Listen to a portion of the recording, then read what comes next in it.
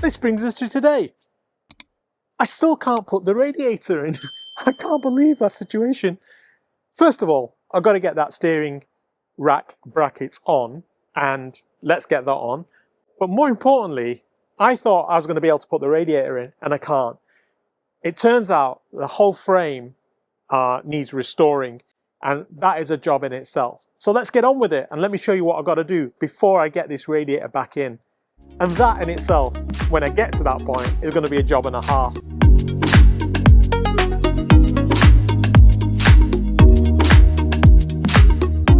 So before we put all this radiator stuff back, all up there, I was thinking like we can get in there and we can replace that bracket. Can you see? So this is a bracket we want to change, and I've got a new one just here. So let's get on with it.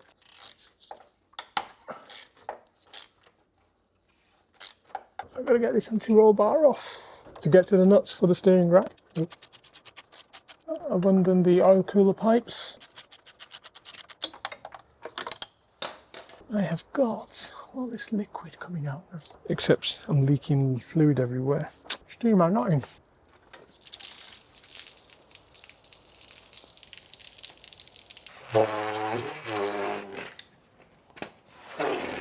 Why did this have to happen?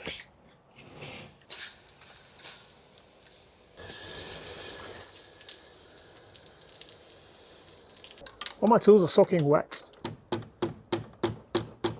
I might need a drill. It's riveted itself on. Quite an interesting piece of engineering. Show you what's happening. Show you the new bracket.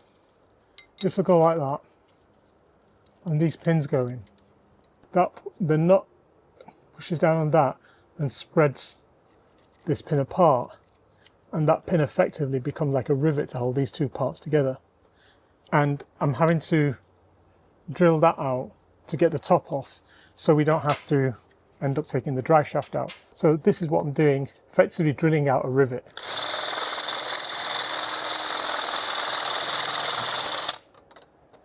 I'm hoping, there you go. By drilling that out, the two halves will come apart. There's the top part, I'll show you in a second, and then this bit, all this thing that looks like grease is the actual bracket, the rubber seal or the rubber bush melted off and gone gooey, and that's the thing. There we go, that's the steering rack. Goes up there. I'll clean that off in a minute, but let me show you what's going on here. Oh, did it again. This is how this has got to go, like that, like that. And this is the old one, so you can see what's happened. Oh, what's that? Label off the, it's totally gone all this messy stuff. Here's the old bracket. I can see now why you can't just replace this, because you have to drill out. So these pins are effectively in there stuck, and you can see what I mean. They're sort of splayed up, you know, they're splayed up across, so they rivet. That ends up riveting the bracket.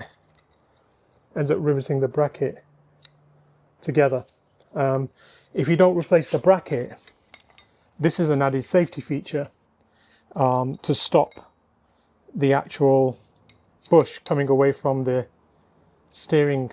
So one of the options I had was to just replace this, but I can see it would have been a messy job not to replace everything. Anyway, you got it.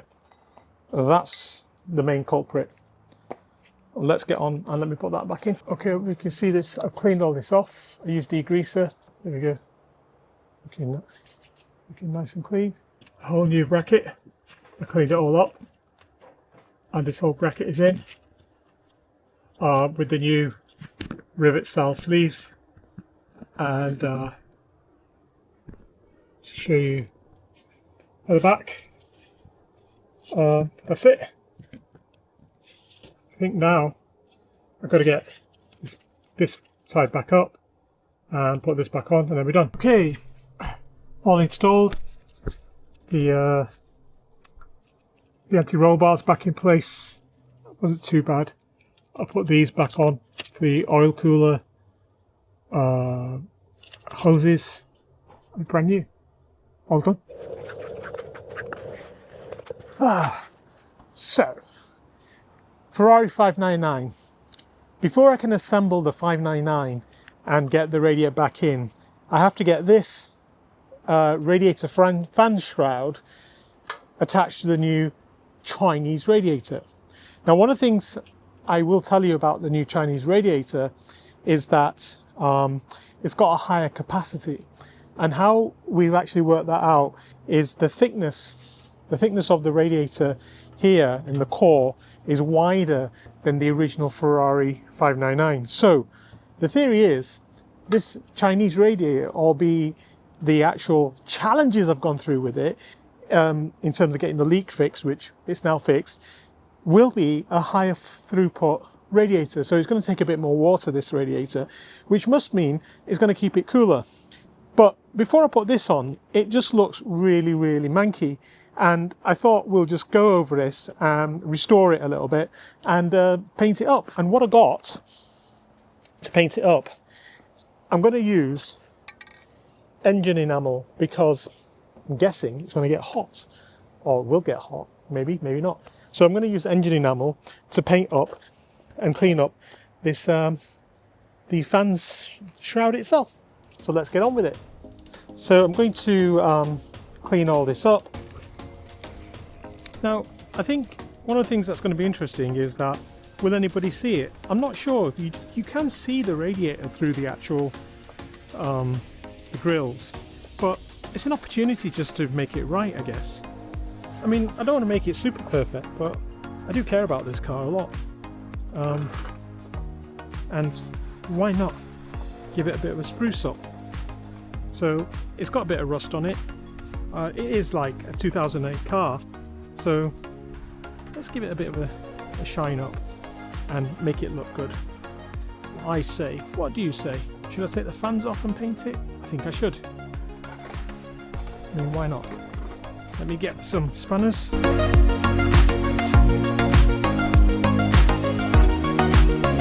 I'm sure you'll all agree this is the right thing to do. There we go. A little bit of a seal on it. That's right. There we go. That's off. If this had come to a Ferrari shop, they probably wouldn't have taken this apart and restored this bit. They would have probably just put the radiator on and reinstalled it. I need to get a bit of my drill machine with a wire brush. I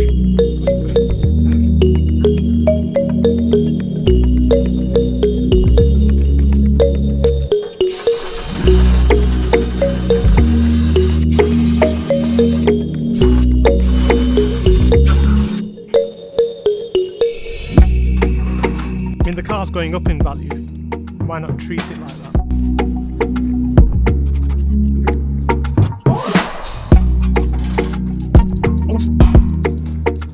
Yay! We have it out.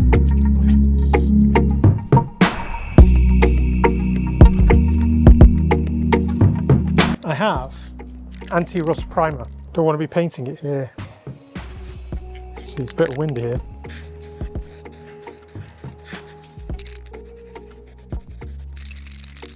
So this is U-Pol's anti-rust primer, and because there's a lot of exposed metal, no harm in giving it a coat with this stuff.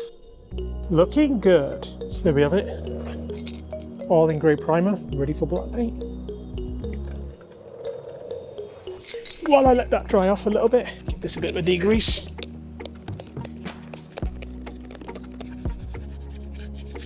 I'm glad I disassembled it.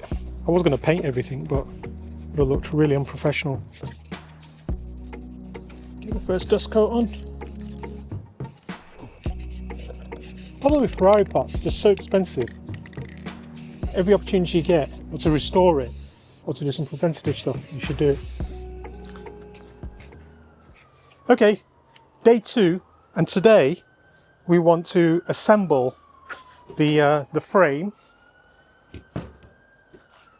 the fans, And the other thing I want to do is attach it all back to the Chinese radiator, which is here. So all this will go on the Chinese radiator. And one of the things I did find was when I was searching for foam tape to put new foam tape on here, I guess to stop the fans vibrating and attaching the fan. This came up on Amazon. I realized I'd already bought some when I did the subwoofer project on my GTI. Didn't have to buy any foam tape, already got loads in here. And there's like different sizes, as you can see, different sizes. One of the things I'm doing is I'm going to use tire shine to do a final clean on this, assembling all this radiator back together to go into the car. And then the other job I want to do today is steam clean off the oil cooler. And I've got my steam cleaner on, waiting for that to come to life, and paint the oil cooler, because for definite the oil cooler is visible when you put the bumper back on, and it was this faded black color. And one of the things I've been really trying to do is, you know, do some restoration on the car while everything's apart. So getting these fans clean, looking like new. I sanded this down, as you know. Don't want to waffle on too much. You've already seen this bit. All the clips are here. So, what was I going to do next? Now, please like and subscribe. I've decided, since YouTube made this announcement, that anybody who monetizes in February 27 have to get 8,000 watch hours. I've never really been focused on the watch hours. So I've decided I do want to try and get monetized. And with your help, I will do. So if you can like and subscribe and pass this on and share the video, that would be so grateful. But secondly, the reason I said with your help, it's not so much because you're liking and subscribing. A lot of you out there have been advising me on how to create my content. So hopefully my content creation is getting better, and you guys will like the things I'm doing. Right, let me go and check quickly on the,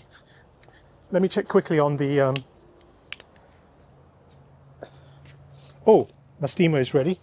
And what I wanted to show you is that I want to get rid of all this stuff which was dripping down from above. I don't need to paint both sides of the radiator and then give it a paint. And the reason I want to get rid of this is that coolant was dripping from above the oil cooler. All here is ready. Before I start assembling that, let me get this cleaned off. So the reason I'm using steam, I want to try and clean inside the core of the radiator all the way.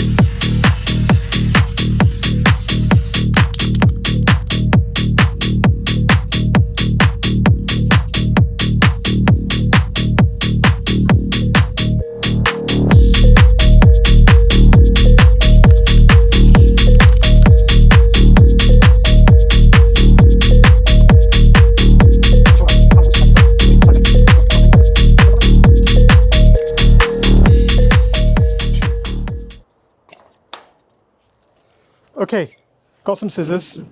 First thing I want to do is get some of this stuff and put this on. I think this is going to be gloves off. I'm going to put some here, here, here, here, here, here, here, here. Then I want to flip it over and do it the other side.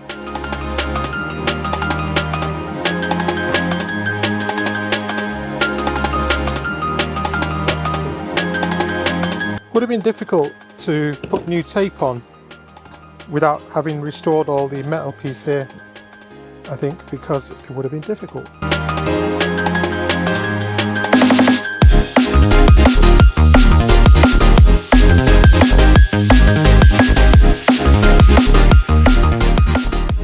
Back. I just wanted to check, because I didn't make a mental note. There's some plugs here, and they need to be at the top. So this one, because that's the top. Yeah, that's the top. There we go. So that's the one plug, and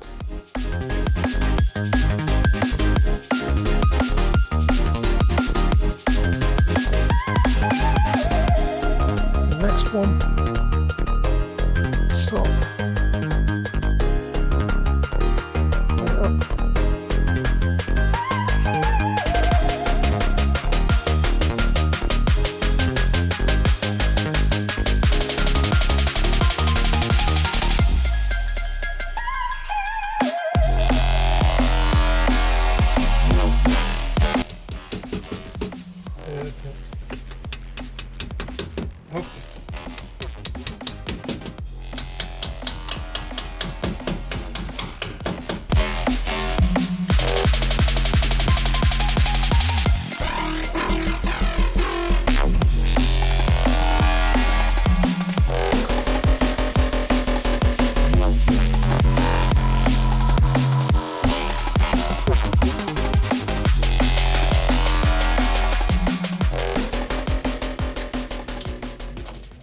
that's it.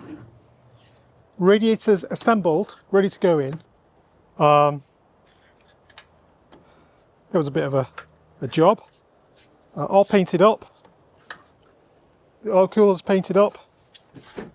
Radiator looks the parts. I might just paint that a little bit. Done.